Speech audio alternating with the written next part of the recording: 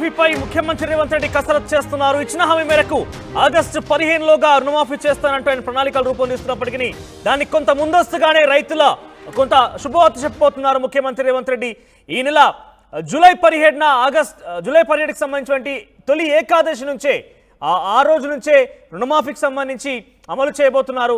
So ఈ July 17 నుంచి కనుక ఈ రుణమాఫీకి సంబంధించి అమలు చేస్తే అది ఆగస్టు 15 వరకు సుమారుగా 3 విడతల వారీగా రైతులకి చేకూరే అవకాశం ఉన్నట్టుగా రాష్ట్ర ప్రభుత్వం ప్రణాళికలు రూపొందిస్తోంది. అయితే రుణమాఫీ వాళ్ళు ఇచ్చిన మేరకు 2 లక్షల రూపాయలు రుణమాఫీ చేయాలంటే 25,000 కోట్ల రూపాయలు అవసరం పడుతోంది. నిధులు సమకూరడంతో నెల ముందుగానే రుణమాఫీ చేయబోతున్నారు. ఇప్పటికే నిధులు సమకూర్చుకున్నట్టు తెలుస్తోంది. అయితే కొన్ని కండిషన్స్ పెడుతున్నారు రుణమాఫీ విషయంలో. అది భూమి పాస్బుక్ తప్పనిసరిగా ఉండాలి, రేషన్ కార్డు తప్పనిసరిగా ఉండాల్సిందే, ఆధార్ కార్డ్, బ్యాంక్ అకౌంట్ ప్రమాణికంగా చెప్తున్నారు. ఇక పిఎం కిసాన్ పథకంలో ఉన్న నిబంధనలే దీనికి కూడా వర్తించేలాగా రాష్ట్ర ప్రభుత్వం ప్రణాళికలు రూపొందిస్తోంది. మంత్రులు, ఎమ్మెల్యేలు, ఎమ్మెల్సీలు, ఎంపీలు అందరూ కూడా ఇదే అంశం మీద నిమగ్నమై ఉన్నారు. ఎందుకంటే ఇది చాలా కీలకమైనటువంటి హామీ రేవంత్ రెడ్డి సర్కార్ ఇచ్చింది. ఇక ఇతర రాజ్యాంగబద్ధ పదవులు ఉన్న వారికి నో స్కీమ్ అంటూ కూడా చెప్తున్నారు. సో ఇక్కడ మనం కొన్ని కండిషన్స్ కనుక అమలు చూస్తే కనుక ఎమ్మెల్యేలు, ఎంపీలు, ఎమ్మెల్సీలుగా అంటే కొన్ని ఉన్నత పదవుల్లో ప్రజాప్రతినిధిగా అనుభవిస్తున్న వాళ్ళ వరకు కూడా ఈ పథకంలో అర్హత ఉండదు. వాళ్ళందరికీ కూడా దీని నుంచి వాళ్ళకి పక్కన పెట్టడం లాంటివి చూడాలి.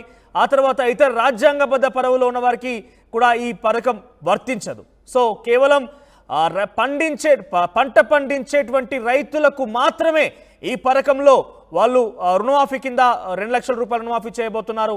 మిగిలినటువంటి ఏ ప్రజాప్రతినిధిగా అంటే ఉన్నత స్థాయి ప్రజాప్రతినిధిగా వ్యవహరిస్తున్నటువంటి ఎమ్మెల్యేలు కావచ్చు, ఎమ్మెల్సీలు కావచ్చు, ఎంపీలు కావచ్చు, మంత్రులు కావచ్చు, వీళ్ళెవరికి కూడా రుణమాఫీలో ఈ పథకం రుణమాఫీ అనే ఈ యొక్క అంశం వర్తించదు.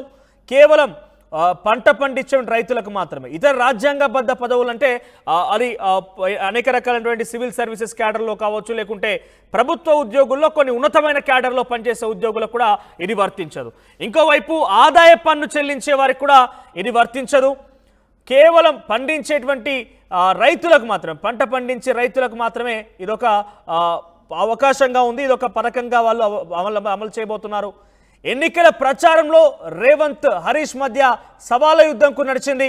ఆగస్టు 15 లోపు కనుక రుణమాఫీ చేస్తే నేను రాజీనామా చేస్తా అంటూ అమరవీరుల స్తూపం దగ్గర రాజీనామా పత్రాన్ని కూడా ఉంచి హరీష్ రావు వెళ్లారు. అయితే దాంట్లో రుణమాఫీ అనేది ఒకటే కాకుండా 6 గ్యారంటీలకు సంబంధించిన అంశాలని కావచ్చు, లేదంటే మహిళలకు ఇచ్చినటువంటి గ్యారంటీ, ఏదైతే విద్యార్థులకు ఇచ్చినటువంటి నిరుద్యోగ సంబంధించినటువంటి గ్యారంటీ కావచ్చు, లేకపోతే ఇక్కడ విద్యార్థులకి స్కూటర్లు కావచ్చు, అన్ని అంశాలు ఓవరాల్గా కాంగ్రెస్ పార్టీ ఇచ్చిన హామీలన్నింటినీ జోడించి ఆయన ఒకేలా కనుక ఆగస్టు 15 లోపు ఇవన్నీ అమలు చేస్తే కనుక రాజీనామాకు సిద్ధం అంటూ రాజీనామా పత్రాన్ని కూడా అమరవీరుల స్తూపం దగ్గర పెట్టి వెళ్ళారు ఆయన.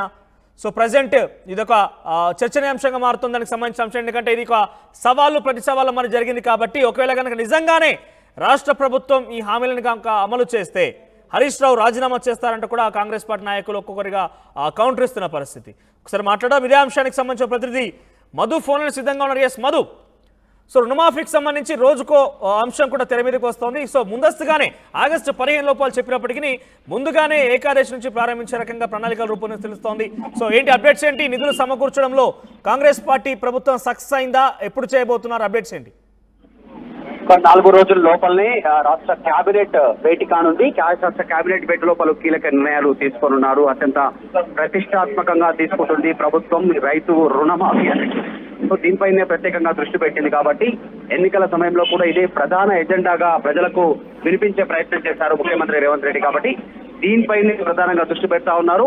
అయితే ఐటీ రిటర్న్ చేస్తున్నటువంటి వారికి, ట్యాక్స్ కట్టేటువంటి వారికి అందరికీ కూడా రైతు రుణమాఫీ ఉండదు అనేటువంటి ప్రచారం భారీగా జరిగిందో దాన్ని ఫిల్టర్ చేసేటువంటి దిశగా రాష్ట్ర ప్రభుత్వం నిర్ణయం తీసుకునే అవకాశం ఉంది. ఎందుకంటే ఈ మధ్య కాలంలో ఐటీ రిటర్న్ ఫైల్ చేసేటువంటి వారి సంఖ్య పెరుగుతూ ఉంది. వివిధ లోన్ల విషయంలో కావచ్చు, వివిధ కారణాల రీత్యా కావచ్చు. సో దానికోసం కొంతమంది రైతులు ఎవరైతే ఐటీ రిటర్న్ ఫైల్ చేస్తున్నారో వారిని ఈ రుణమాఫీ నుంచి విముక్తి చేసేలా, అంటే వారికి సంబంధించినటువంటి వారిని మినహాయింపు ఇచ్చేలా దానిపైన నిర్ణయం తీసుకునేటువంటి అవకాశం ఉంది. ముఖ్యంగా ఈ రైతులను గుర్తించేటువంటి విధానానికి సంబంధించినటువంటి విషయంలో 4 రోజుల్లోనే రాష్ట్ర మంత్రివర్గం కీలక నిర్ణయాలు వెలువచ్చనుంది. ఈ రైతులను రుణమాఫీ కోసం గుర్తించేటువంటి విషయంలో భూమి పాస్బుక్ కావచ్చు, రేషన్ కార్డు, ఆధార్ కార్డులతో పాటు బ్యాంకుకు సంబంధించిన ఖాతాలను కూడా పరిగణలోకి తీసుకునేటువంటి అవకాశం ఉంది. రైతులకు ఏమైనా ఇబ్బందులు తలెత్తే కూడా వాటిని పరిష్కరించేందుకు వీలుగా ప్రత్యేకంగా ఫిర్యాదులు స్వీకరించాలి. దానికి సంబంధించినటువంటి వారి నుంచి ఎప్పటికప్పుడు వారి సూచనలు పరిశీలించాలనేటువంటిది కూడా నిర్ణయం తీసుకోవడం జరిగింది రాష్ట్ర ప్రభుత్వం. మొత్తానికైతే ఆగస్టు 15 డెడ్ లైన్ పెట్టుకున్నప్పటికీ కూడా అంతకంటే ముందుగానే జూలై అంటే వచ్చే నెల 17వ తారీఖు నుంచే కరెక్ట్ గా ఎగ్జాక్ట్ ఒక నెల ముందు నుంచే రైతు రుణమాఫీకి సంబంధించిన కార్యక్రమం అమలు చేయాలి. 15th లోపల దీన్ని పూర్తి చేయాలనేటువంటి ఒక కృత నిశ్చయంతో రాష్ట్ర ముఖ్యమంత్రి రేవంత్ రెడ్డి చాలా దీనిపైన ప్రత్యేకంగా దృష్టి పెట్టారు. ఇప్పటికే నిధుల సమీకరణకు సంబంధించి కావచ్చు, బ్యాంకు అధికారులతో మాట్లాడుతుండడం కావచ్చు, ప్రత్యేకంగా సమావేశాలు కావచ్చు, దీనిపైన దృష్టి పెట్టింది ప్రభుత్వం. ఇప్పటికే అధికారులకు పలు శాఖలకు సంబంధించినటువంటి వారికి ఆదేశాలు జారీ చేసింది. మొత్తం 3 విడతల్లో జూలై 17న ప్రారంభమయ్యేటువంటి ఈ రైతు రుణమాఫీ ఆగస్టు 15th వరకు 3 విడతల్లో ఉన్నటువంటి మొత్తం రైతులకు రుణమాఫీ చేసేటువంటి విధంగా దానిపైన నిర్ణయం తీసుకునేటువంటి అవకాశం ఉంది. ఎందుకంటే జూలై సెకండ్ వీక్ నుంచి మళ్ళీ పంటలు వేసుకునేటువంటి అవకాశం ఉంటుంది. వర్షాలు ప్రారంభమవుతాయి. అట్లా రైతులు వారి పంట పెట్టుబడి కోసం ఏమైనా రైతు రుణాల కోసం ఏమైనా బ్యాంకులను అప్రోచ్ అయితే కూడా ఇబ్బంది లేకుండా ఉండాలనేటువంటిది ప్రభుత్వం రైతుల గురించి ఆలోచన చేస్తూ నిర్ణయం తీసుకుంటున్నట్టుగా తెలుస్తా ఉంది. తర్వాత కేంద్రం అమలు చేస్తున్నటువంటి ఏదైతే పిఎం కిసాన్ పథకం సంబంధించినటువంటి దాంట్లో కూడా రాష్ట్ర ప్రభుత్వం నిబంధనలు ఏమున్నాయి, దాంట్లో ఇంక్లూడ్ అయితే రాష్ట్ర ప్రభుత్వం మీద ఎంత మేర భారం తగ్గుతుంది, ఎంత మేర రాష్ట్ర ప్రభుత్వం నిధులు సమకూర్చుకోవాల్సిన అవసరం ఉంది అనేటువంటి దానిపైన దృష్టి పెట్టింది. ఇప్పటికే అధికారులు ఆ రకంగా పిఎం కిసాన్ సంబంధించిన పథకం నిబంధనల రుణమాఫీలో కనుక అమలు చేస్తే దానికి కూడా 25,000 కోట్లు అవసరం అవుతాయనేటువంటిది అధికారులు సూచనిచ్చారు. సో మొత్తానికి ఆదాయ పన్ను కడుతున్నటువంటి ప్రభుత్వ ఉద్యోగులతో పాటు ఆదాయ పన్ను కడుతున్న వారికి కూడా రుణమాఫీ అందేందుకు అవకాశం లేదు. కానీ ఎవరైతే రిటర్న్ ఫైల్ చేస్తున్నారో చిన్న సన్నకారు రైతులు ఎవరైతే ఉన్నారో వివిధ కారణాలతో వారిని మాత్రం మినహాయింపు ఇచ్చేలా ప్రభుత్వం నిర్ణయం తీసుకునే అవకాశం ఉంది. 4 రోజుల్లోనే మంత్రివర్గ భేటీ ఉండనుంది. దానిలోనే విధి విధానాలు ఖరారయ్యేటువంటి అవకాశం ఉంది. రైట్ మధు, ఓవరాల్ గా రుణమాఫీపై రేవంత్ సర్కార్ కసరత్తు మొదలుపెట్టింది.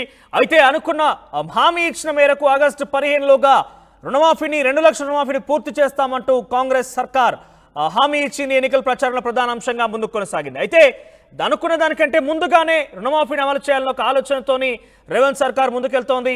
ఇప్పటికే నిధులు కూడా సమకూర్చుకున్నట్టుగా తెలుస్తోంది. సుమారుగా 25,000 నుంచి 30,000 కోట్లు ఈ రుణమాఫీ కోసం అవసరమవుతాయంటూ కూడా కాంగ్రెస్ పార్టీ ప్రభుత్వం గుర్తించింది. ఇందులో భాగంగానే జూలై 17న తొలి ఏకాదశి ఉంది. అయితే ఆ తొలి ఏకాదశి నుంచే ఈ రుణమాఫీ అంశం ముందుకు తీసుకురావాలని చెప్పి ఆలోచన చేస్తోంది. అది దాదాపుగా ఇది కన్ఫర్మ్ అయినట్టుగా తెలుస్తోంది. సో తొలి ఏకాదశి నిబంధనలు పెడుతున్నట్టు తెలుస్తోంది. ఇక కొన్ని తప్పనిసరి డాక్యుమెంట్ కూడా కావాల్సి ఉంది. అది భూమి పాస్బుక్ కావచ్చు, ration card, Aadhaar card, bank account కూడా ప్రామాణికంగా తీసుకొని రుణమాఫీ పథకం అమలు చేయబోతోంది. ఇక అయితే గతంలో కూడా హరీష్ రావు, రేవంత్ రెడ్డి మధ్య సవాళ్లు ప్రతి సవాళ్లు కొనసాగాయి. పార్లమెంట్ ఎన్నికల నేపథ్యంలో మీరు ఇచ్చిన మాట ప్రకారంగా కనుక రుణమాఫీని ఆగస్టు 15 లోపు కనుక పూర్తి చేస్తే నేను రాజీనామా చేస్తానంటూ హరీష్ రావు సవాల్ చేశారు. అదే పనిగా ఆయన అమరవీరుల స్తూపం దగ్గరికి వెళ్ళి తన రాజీనామా పత్రాన్ని కూడా అక్కడ సమర్పించారు. కానీ రాజీనామా పత్రంలో కేవలం రుణమాఫీకి సంబంధించిన అంశమే కాకుండా ఇతర 6 గ్యారంటీలు, అది మహిళా డిక్లరేషన్ కావచ్చు, నిరుద్యోగ డిక్లరేషన్ కావచ్చు, బీసీ డిక్లరేషన్ కావచ్చు, కాంగ్రెస్ పార్టీ ఇచ్చినటువంటి అన్ని హామీలను కూడా జోడించి తన రాజీనామా పత్రాన్ని కండిషన్గా ఇవన్నీ కనుక అమలు చేస్తే నేను రాజీనామా చేస్తాను ఒక కండిషనల్డ్ రాజీనామా పత్రాన్ని అమరవీరుల స్తూపం దగ్గర పెట్టి ఉంచారు. సో ఒకవేళ కనుక కాంగ్రెస్ పార్టీ అమలు చేస్తే రాజీనామా చేస్తారంటూ కూడా కాంగ్రెస్ పార్టీ నాయకులు కూడా కౌంటర్ ఇచ్చిన పరిస్థితి. చూద్దాం ఏం జరగబోతుంది. ఓవరాల్గా రైతులకైతే ఒక గుడ్ న్యూస్ గానే చెప్పాలి. ఆగస్టు 15 అని చెప్పినప్పటికీ దాన్ని ముందుగానే పూర్తి చేసే రకంగా ప్రణాళికలు రూపొందిస్తోంది కాంగ్రెస్ పార్టీ ప్రభుత్వం.